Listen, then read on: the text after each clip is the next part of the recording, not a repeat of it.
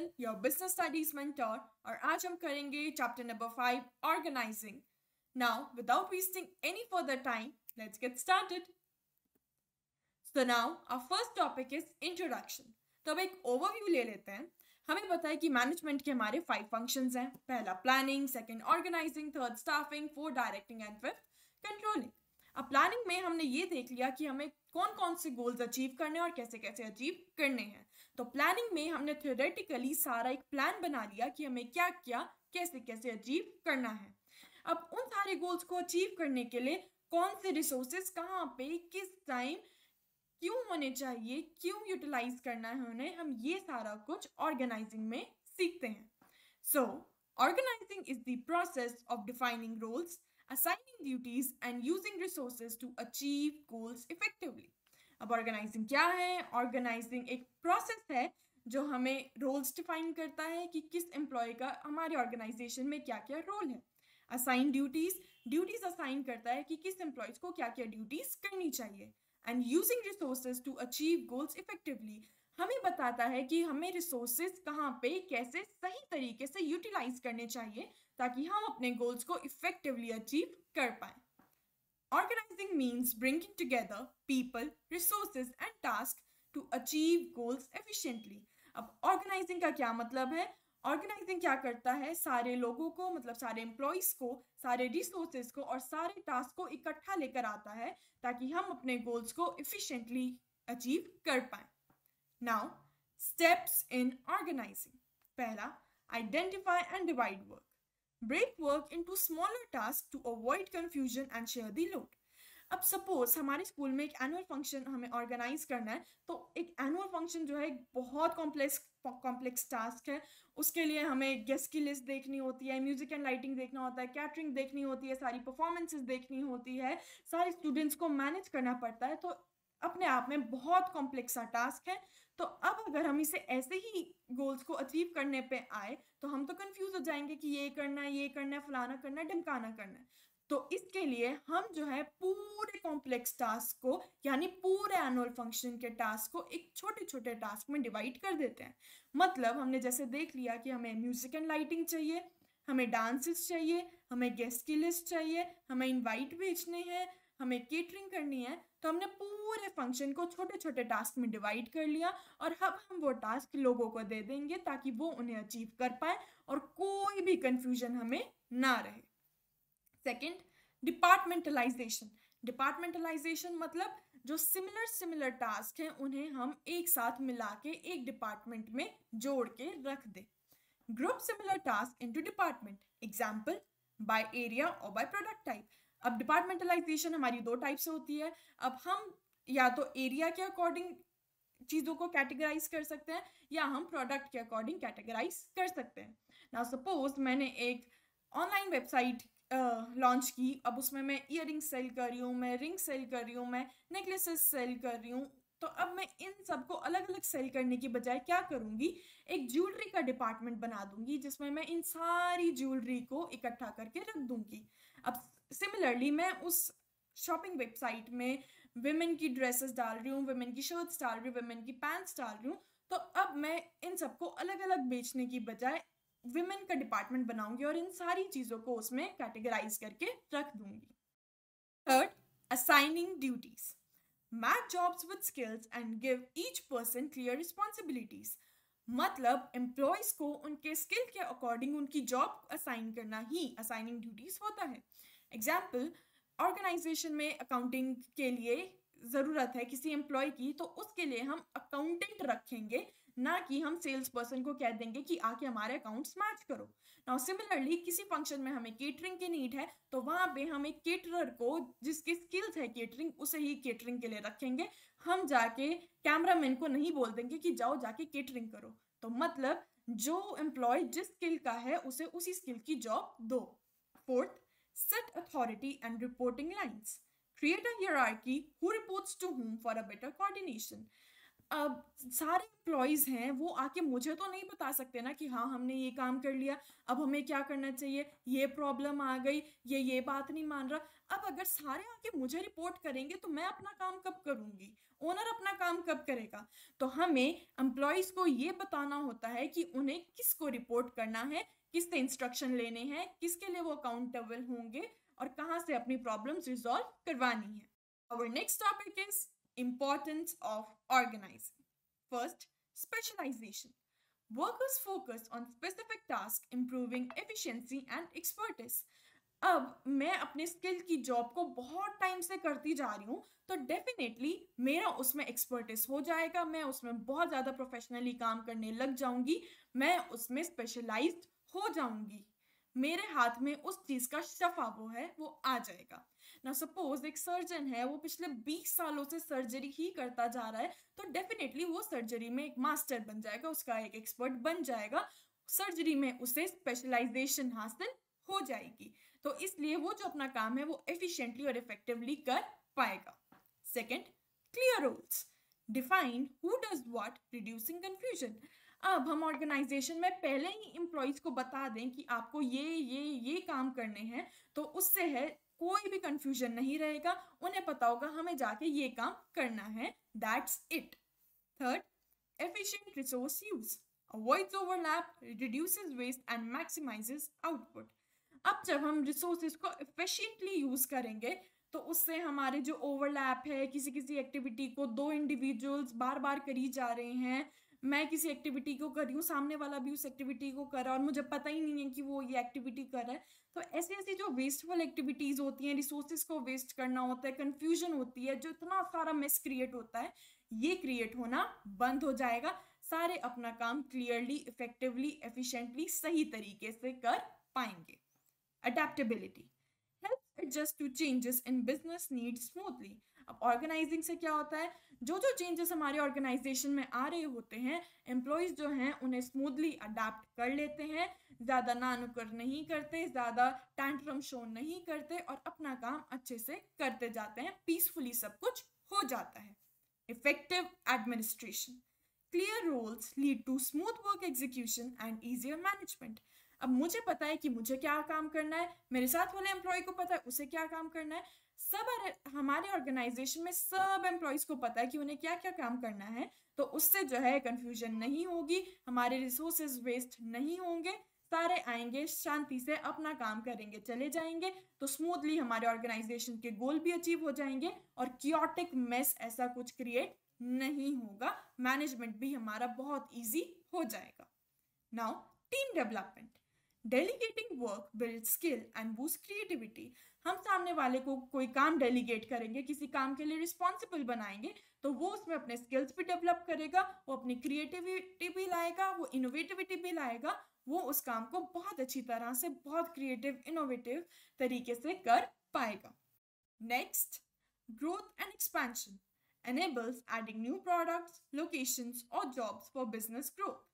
अब हमारी ऑर्गेनाइजेशन में सब कुछ बहुत स्मूथली चल रहा है, सबको पता है कि उन्हें क्या क्या काम करना है, कहाँ कहाँ पे काम करना है, कहाँ पे कौन कौन से रिसोर्सेज यूटिलाइज करने हैं, सब कुछ बहुत पीसफुली और कोऑर्डिनेटेड तरीके से चल रहा है। तो अगर फ्यूचर में जाके हमें किसी प्रोडक्ट को अपने ऑर्गेनाइजेशन में ऐड करना पड़ा, या हमें ऑर्गेनाइजेशन की ब्रांच किसी और लोकेशन पे खोलनी पड़ी, या हमें ऑर्गेनाइजेशन को ग्रो करना पड़ा, अपने बिजनेस को ग्रो करना पड़ा, तो वो बहुत ईजिली और स्मूथली हो जाएगा, बहुत सारा मेस क्रिएट नहीं होगा। What is organization structure? Organization structure is the framework that defines how tasks, people and resources are coordinated to achieve goals. Organisation structure क्या है? ऑर्गेनाइजेशन स्ट्रक्चर हमारा ऑर्गेनाइजेशन का एक पूरा फ्रेमवर्क है, पूरा ढांचा है, जो बताता है कि हमारे टास्क, हमारे लोग और हमारे रिसोर्सेज को कैसे कोऑर्डिनेट करना चाहिए ताकि वो पीसफुली और स्मूथली अपने टास्क कर पाए और ऑर्गेनाइजेशन के गोल्स को अचीव कर पाए।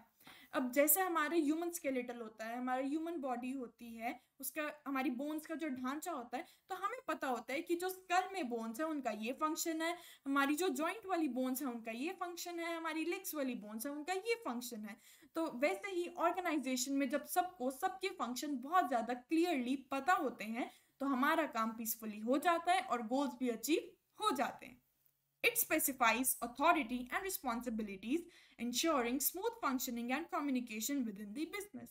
अब ये आपको बता देता है, एम्प्लॉयज़ को बताता है कि उनकी रिस्पॉन्सिबिलिटी क्या है, उनकी अथॉरिटी क्या है, वो किसको ऑर्डर दे सकते हैं, किससे ऑर्डर लेना चाहिए, उन्हें किससे कम्युनिकेट करना है, कैसे फंक्शन करना है. जब हर चीज़ इतनी क्लियर होती है तो हमारा काम ऑर्गेनाइजेशन में बहुत आसानी से हो जाता है, मैनेजमेंट बहुत ईजी रहता है.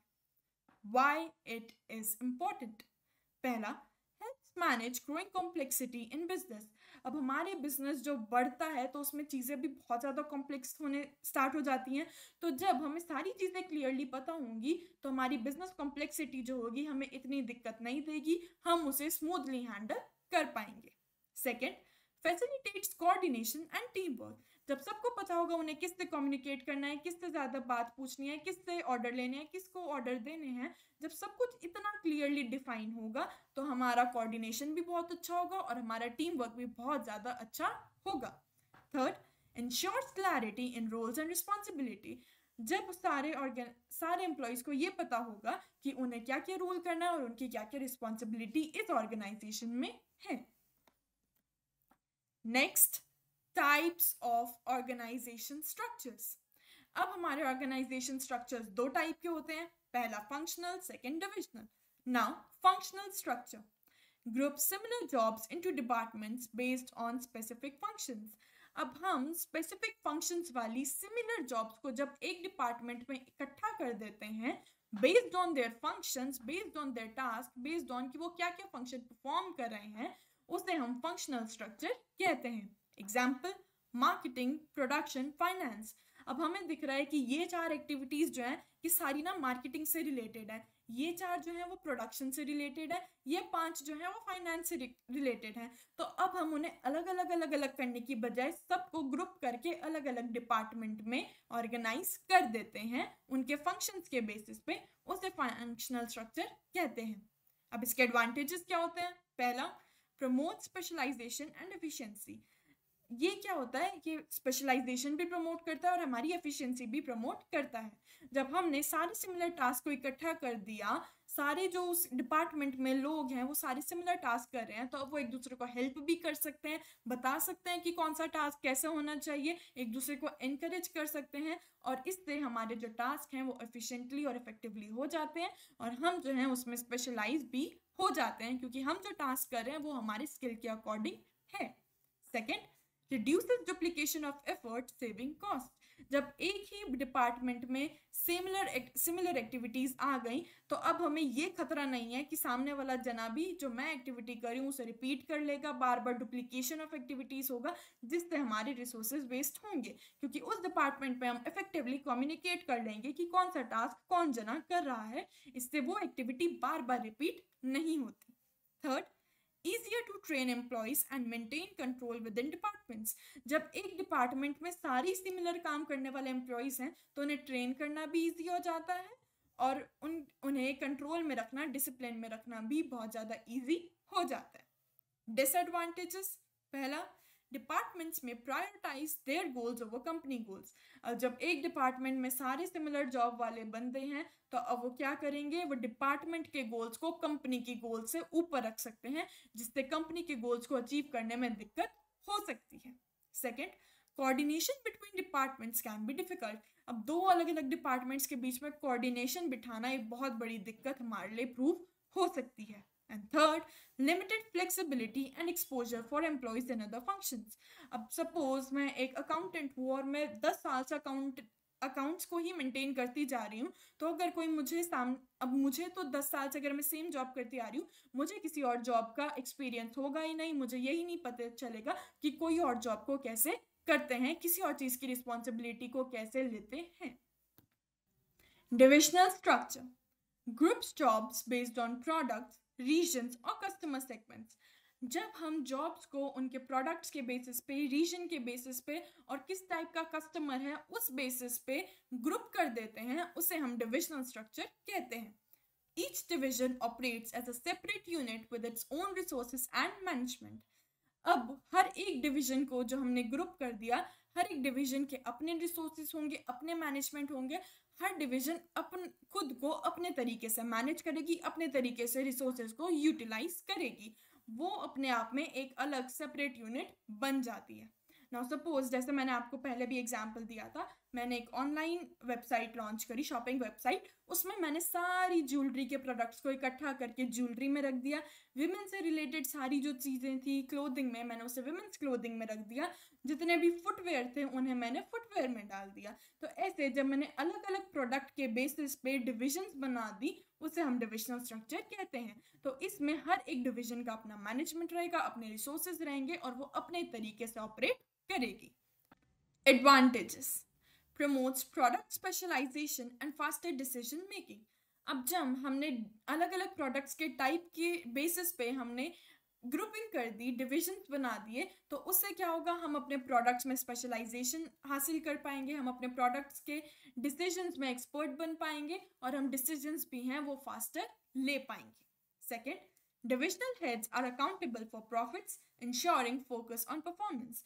अब जो डिविजनल हेड्स हैं वो ही उस डिवीजन के प्रॉफिट्स के लिए अकाउंटेबल होंगे, उन्हें ही सारा हिसाब देना पड़ेगा कि उन्हें कितना प्रॉफिट हुआ, क्यों हुआ, अगर लॉसेस हो रहे हैं तो क्यों हो रहे हैं, उन्होंने ऐसा क्या डिसीजन लिया, इस सब के लिए वो ही अकाउंटेबल होंगे। तो वो इंश्योर करेंगे कि उनकी परफॉर्मेंस, उनकी डिवीजन की परफॉर्मेंस जो है वो बहुत अच्छी रहे और उन्हें प्रॉफिट हो। Third, easier to expand by adding new divisions. अब इसे एक्सपैंड करना बहुत ज़्यादा इजी होता है। नाउ सपोज मैंने एक ज्वेलरी की डिवीजन बनाई हुई थी, मैंने विमेन क्लोथिंग की बनाई हुई थी, मैंने फुटवेयर की बनाई हुई थी, अब एकदम से ग्रोसरी आ गई तो मुझे इन सब में अलग अलग चीज़ें ऐड करने की ज़रूरत नहीं पड़ेगी, क्योंकि ग्रोसरी के प्रोडक्ट्स अलग है, मैं उसकी एक सेपरेट डिवीजन तैयार कर दूंगी। Disadvantages: high cost due to duplication of resources.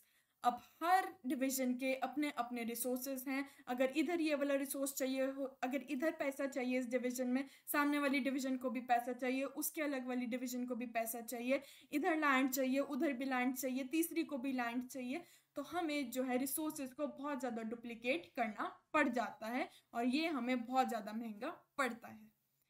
Second, conflicts में rise between divisions over resources और प्रायोरिटीज।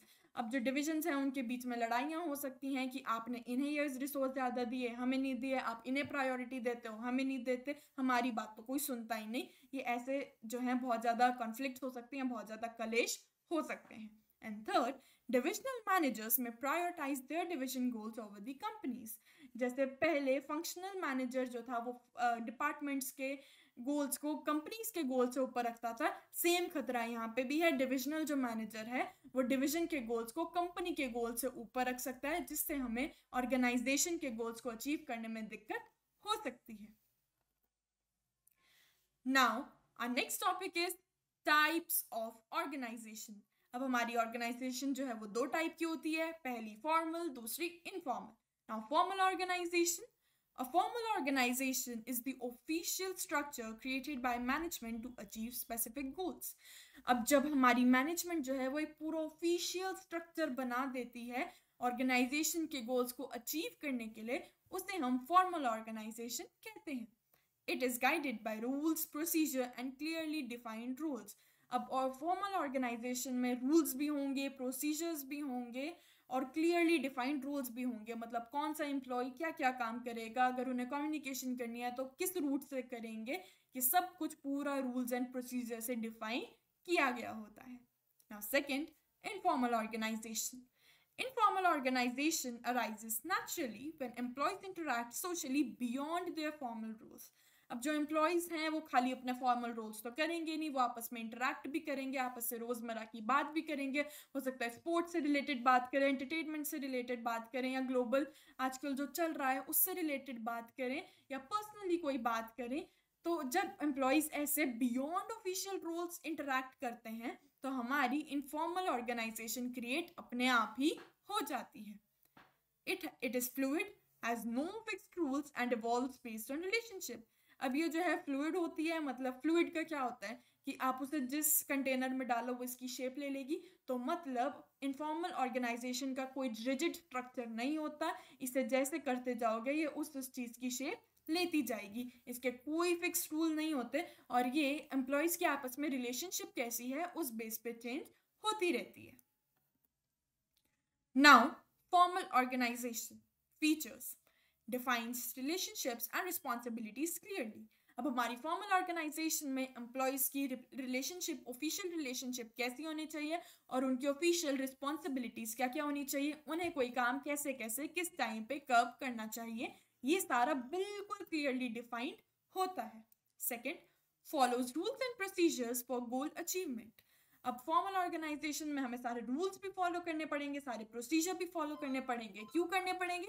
ताकि ऑर्गेनाइजेशन के गोल अचीव कर पाए. Third, focus on coordination between departments. अब गोल्स अचीव करने के लिए ये ज़रूरी होता है कि हमारे जितने भी डिपार्टमेंट्स हैं उनमें कम्युनिकेशन अच्छा हो, उनका कोऑर्डिनेशन अच्छा हो, ताकि सारी जो फंक्शनिंग है वो स्मूथली हो जाए, कोई ज़्यादा रुकावट ना आए. Fourth, designed deliberately by management. ये मैनेजमेंट जो है इंटेंशनली डिज़ाइन करती है, डेलिबरेटली डिज़ाइन करती है, जानबूझ के डिज़ाइन करती है. Fifth, emphasizes work over personal relationship. जब आप एक फॉर्मल ऑर्गेनाइजेशन में होते हो तो आपको अपनी पर्सनल लाइफ से ऊपर रखना पड़ता है अपने कंपनी के गोल्स को, अपनी कंपनी के रिलेशनशिप्स को. मतलब आपको पहले कंपनी के गोल्स अचीव करने होते हैं, फिर उसके बाद आप अपने गोल्स के बारे में, अपने पर्सनल गोल्स के बारे में सोच सकते हो. एडवांटेजेस. पहला, clear responsibilities make accountability easier. अब अगर मुझे पता है कि मेरी क्या क्या रिस्पॉन्सिबिलिटीज हैं तो मुझे पता है कि मैं किस किस चीज़ के लिए अकाउंटेबल हूँ. मेरे पास कोई भी कंफ्यूजन नहीं रहेगी और मैं अच्छे से अपना काम कर पाऊंगी. Second, avoids confusion with clearly defined rules. जब एम्प्लॉयज को अपने सारे गोल्स क्लियरली पता होंगे कि किस एम्प्लॉय को कहाँ पे किस टाइम क्या काम करना है, तो उससे कोई भी कंफ्यूजन नहीं रहेगी और स्मूथली सारे काम होते चले जाएंगे. Third, ensures unity of command and smooth goal achievement. हमें जितने अब एम्प्लॉयज़ को पता होगा कि उन्हें किस एक अपने सुपीरियर से ऑर्डर्स लेने हैं और वो किससे अकाउंटेबल होंगे, और इससे हमारे जो ऑर्गेनाइजेशन के गोल्स हैं वो स्मूथली अचीव हो जाएंगे. Fourth, provide stability with predictable employee behaviour. अब और फॉर्मल ऑर्गेनाइजेशन में हमें पता है कि रोल्स हमारे क्या क्या हैं, रिस्पॉन्सिबिलिटी क्या है, अथॉरिटी क्या है, हम क्या किस चीज़ के लिए किसको अकाउंटेबल है.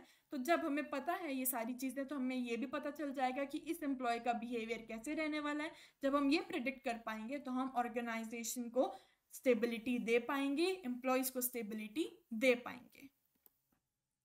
डिसएडवांटेजेस. पहला, डिसीजन मेकिंग में be slow due to rigid communication. अब ऑर्गेनाइजेशन में जो है वो फिक्स्ड प्रोसीजर्स होते हैं, फिक्स्ड रूल्स होते हैं, बहुत ही रिजिड चीज़ें होती हैं. तो जब मुझे कोई चीज़ कम्युनिकेट करने में इतने सारे रूल्स और प्रोसीजर्स को फॉलो करना पड़ेगा, तो मैं जो इन्फॉर्मेशन कम्युनिकेट करना चाह रही हूँ, जिस तक कम्युनिकेट करना चाह रही हूँ, वो बहुत ज़्यादा स्लो पहुँचेगी. जब वो इन्फॉर्मेशन ही स्लो पहुँची तो ऑर्गेनाइजेशन की जो डिसीजन मेकिंग होगी वो भी स्लो हो जाएगी, वो भी डिलेड हो जाएगी. Second, limited scope for creativity due to strict rules. अब हमारी ऑर्गेनाइजेशन में बहुत ज़्यादा स्ट्रिक्ट रूल्स हैं, रिजिड प्रोसीजर हैं, तो जब इतना कुछ सारा इन्वायरमेंट इतना स्ट्रिक्ट तरीके से चलता है तो उससे हमारी क्रिएटिविटी और इनोवेटिविटी भी कम हो जाती है. थर्ड, फोकस ऑन स्ट्रक्चर में ओवरलुक पर्सनल रिलेशनशिप. अगर हम अपने ऑफिशियल रिलेशनशिप और रिस्पॉन्सिबिलिटीज़ को बहुत ज़्यादा फोकस में रखेंगे तो उससे जो हमारी पर्सनल रिलेशनशिप है उस पर फ़र्क पड़ सकता है. Next, informal organization features emerges naturally within the formal structure. ये जो ऑर्गेनाइजेशन होती है हमारी इनफॉर्मल ऑर्गेनाइजेशन, ये अपने आप ही आ जाती है हमारी फॉर्मल ऑर्गेनाइजेशन में, इसे हमें अलग से बनाने की कोई नीड नहीं होती. Second, group norms define behaviour instead of rules. अब मेरा जो है एम्प्लॉयज़ के साथ एक ग्रुप है, मैं उनके साथ फ्रेंडली चैट कर सकती हूँ, तो अब कोई ऑर्गेनाइजेशन का रूल हम पे लागू नहीं होगा कि हमें ऐसे ही बात करनी है, मुझे इस इंसान को ये नहीं कह देना. जो हमने आपस में अपने ग्रुप रूल्स बनाए होंगे वो हमारी इनफॉर्मल ऑर्गेनाइजेशन को रूल करेंगे, ना कि कोई फॉर्मल ऑर्गेनाइजेशन के बनाए हुए मैनेजमेंट द्वारा rules. Third, communication flows freely not in fix direction. मैं जिससे मर्जी कम्युनिकेट करूं, कोई मुझे रोकने टोकने वाला नहीं होगा और मुझे किसी से फिक्स डायरेक्शन में कम्युनिकेशन नहीं करनी. ऐसा कोई रूल नहीं है कि मैं सिर्फ इससे कम्युनिकेट कर सकती हूँ, इससे नहीं कर सकती. नहीं, मैं जिससे मर्जी चाहूँ मैं उससे कम्युनिकेट कर सकती हूँ. Fourth, has no formal structure, only social relationships. अब इनफॉर्मल ऑर्गेनाइजेशन का नाम से ही पता लगता है इनफॉर्मल है, कोई फॉर्मल स्ट्रक्चर नहीं है, सिर्फ सोशल रिलेशनशिप के बेसिस पे ये चल रही है. हमारी दूसरे लोगों से किस तरह की रिलेशनशिप है ये सिर्फ उस बेसिस पे हमारी ऑर्गेनाइजेशन इनफॉर्मल जो है वो चल रही होती है। एडवांटेजेस, पहला फास्टर कम्युनिकेशन एंड फीडबैक। अब यहाँ पे कोई रिजिड रूल्स एंड प्रोसीजर्स तो नहीं है कि इससे कम्युनिकेट करना, इससे नहीं करना। मैं इंफॉर्मेशन देने लगी तो पहले मैंने अपने सुपीरियर को दी, उसने अपने सुपीरियर को दी, उसने अपने सुपीरियर को दी, ऐसी कोई झंझट नहीं होता। मैं जिससे मर्जी कम्युनिकेट कर लूँ, तो इससे हमारी जो कम्युनिकेशन है वो फास्टर होती है और हमें सामने वाले से फीडबैक भी उतनी ही जल्दी मिल जाता है। Second, fulfil social needs, improving job satisfaction. जो इनफॉर्मल ऑर्गेनाइजेशन है वो हमारी सोशल नीड्स को फुलफिल करती है, हमारी फ्रेंडशिप को फुलफिल करती है और हमारी जितनी भी सोशल नीड्स है उन्हें फुलफिल करती है। इससे हमारा जॉब सेटिस्फैक्शन और भी अच्छा हो जाता है। जब हमें पता होता है कि हम ऑर्गेनाइजेशन में आएंगे और हमें हमारे एक फ्रेंड सर्कल मिलेगा जो हमसे बहुत अच्छे से बात करेगा, हमें मोटिवेट करेगा, हमें इनकरेज करेगा, एक पॉजिटिव वर्क एनवायरनमेंट होगा, तो हमें हमारी जॉब में सेटिस्फैक्शन मिलेगा। And third, help test plans and policies through informal feedback. अब ऑर्गेनाइजेशन में है, कोई नई पॉलिसी आई, नई प्लान आया, तो उसे एम्प्लॉयज आपस में इनफॉर्मल तरीके से डिस्कस तो करेंगे, अपने फीडबैक देंगे, तो उससे उस पॉलिसी या प्रोसीजर पे जो भी फीडबैक है वो हमें बहुत जल्दी मिल जाता है। डिसएडवांटेजेस, पहला, rumours can harm the organisation. जब इनफॉर्मल स्ट्रक्चर में हमारी कम्युनिकेशन बहुत फास्ट है, इंफॉर्मेशन बहुत फास्ट फैल जाती है हर डायरेक्शन में, तो इसका नेगेटिव एस्पेक्ट ये है कि वो इन्फॉर्मेशन रूमर्स भी हो सकती हैं। इससे हमारी ऑर्गेनाइजेशन में रूमर्स बहुत जल्दी फैल सकती हैं। सेकंड, रेजिस्टिंग टू चेंज में हिंडर ग्रोथ। अब हो सकता है कि एक एम्प्लॉय का ग्रुप हो, उसे कोई नई प्लान या पॉलिसी पसंद ना आया हो और वो उसे रेजिस्ट करे, तो इससे हमें बहुत ज़्यादा दिक्कत हो सकती है ऑर्गेनाइजेशन के गोल्स को अचीव करने में और उस प्लान या पॉलिसी को इम्प्लीमेंट करने में। And third, group pressure can work against organisational goals. अब सपोज कि हमें हमारे सुपीरियर ने कुछ कहा या हमें कोई ऑर्डर दिया गया, कोई इंस्ट्रक्शन दी गई, बट हमारे ग्रुप ने डिसाइड कर लिया कि हमें ये पसंद नहीं आई और हम आपकी बात नहीं मानेंगे, तो जो है हमारे ग्रुप ने सामने वाले पे बहुत ज़्यादा प्रेशर एक्सर्ट किया कि हम आपकी बात को नहीं मानने वाले, हम इस चेंज को रेजिस्ट करते हैं, तो इससे जो है हमारे ऑर्गेनाइजेशनल के गोल्स को अचीव करने में बहुत ज़्यादा दिक्कत हो सकती है, बहुत ज़्यादा रुकावट, हिंड्रेंस जो है वो आ सकती है। So thank you everyone for your precious time इस लेक्चर को अटेंड करने के लिए, इस लेक्चर को सुनने के लिए। And first half of the chapter हम इस वीडियो में कवर कर चुके हैं, second half of the chapter हम नेक्स्ट वीडियो में कवर करेंगे जो बहुत जल्दी रिलीज होगी। आपको कोई भी डाउट हो बिजनेस स्टडीज से related, not only this chapter, किसी भी चैप्टर में कोई भी डाउट हो, so you can comment in the comment section and we will try कि हम जल्दी से जल्द आपकी क्वेरी रिजॉल्व कर पाए। आपको और किसी चैप्टर की भी वीडियो चाहिए हो तो आप उसे कमेंट सेक्शन में वो चैप्टर मेंशन कर सकते हैं। वी विल ट्राई कि हम एज सुन एज पॉसिबल उस वीडियो को लेके रिलीज करें। Do like, share and subscribe our channel and prepare well for your board exams and all the best. Bye bye.